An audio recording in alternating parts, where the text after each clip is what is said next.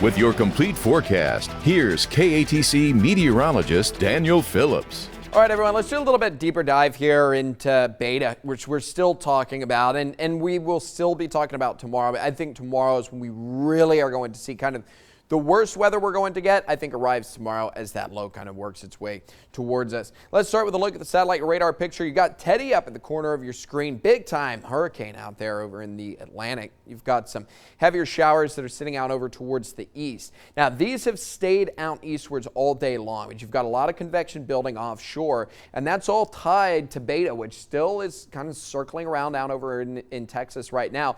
Most of that circulation has gotten overland, so it's not necessarily tapping in to the Gulf of Mexico anymore, which means that it will start to weaken a little bit. Now, that being said, there's still a lot of rainfall associated with this storm. They're getting a bunch of rain out over towards Houston right now, and as this lifts and works its way eastwards, we're going to continue to see that rain kind of spread eastwards as well. So I think that as it gets into southwest Louisiana tomorrow morning, we will start to see some of the worst impacts that we've seen so far. Now, we saw the tide start to come up yesterday, and we'll have a good southerly wind tomorrow.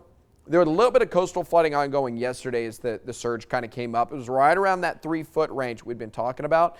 Now, that's kind of leveled off. You've hit the high water mark for that, but those tides are going to be staying high. There is going to still be that little bit of flooding that's going to go up and down with the tides, but you'll see that again for another couple of days. It'll take a little while for that thing to kind of settle itself down.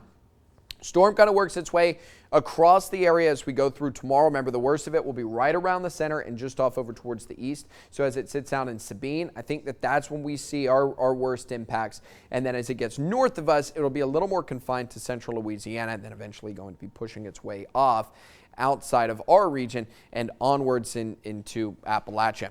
The other thing that we should kind of watch out for today, even though it's a marginal kind of lower end risk, is going to be the possibility for a few of those spin up tornadoes, predominantly out over through southwest Louisiana and mostly going to be out over towards Texas. As you get one or two of them kind of spill their way on through. Risk for it is going to be very, very low. I think the higher risk that we're going to have today, high winds, could get a couple pretty impressive gusts if you catch a rain band or two, and then the chance for some localized flooding, which we've been talking about now going back to last weekend. I think we're still on the hook for a couple inches worth of rain over the next couple of days. If you get a lot of that all at once, you can start to see some of the low-lying roadways flooding just a little bit. First day of fall today, and maybe some fall temperatures on the way. It's been feeling pretty good here lately, maybe cooling down a little more by the end of next week. We're going to take a look at that extended forecast at the top of the hour. 6:47 right now at 69 degrees.